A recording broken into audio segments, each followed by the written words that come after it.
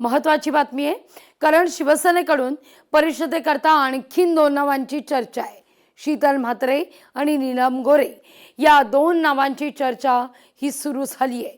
बच्चू कडूंच्या नावावर जवळपास शिक्कामोर्तब आहे असं सूत्रांकडून कळतंय। दुसऱ्या नावावर अजूनही निर्णय नाही। शीतल म्हात्रे, नीलम गोरे यापैकी एका नावावर शिक्कामोर्तब होण्याची शक्यता वर्तवली जातीये। दोघांपैकी एका नावावर शिक्कामोर्तब होण्याची दाट शक्यता वर्तवली जातीये। विश्वसनीय सूत्रांकडून या संदर्भात माहिती मिळतीये।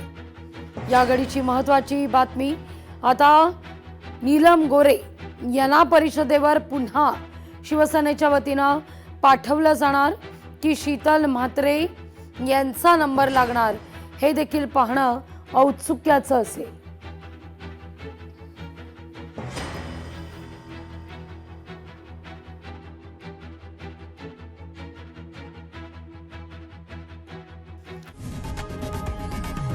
लोकशाही मराठी ऐका, पहा, जागरूक रहा।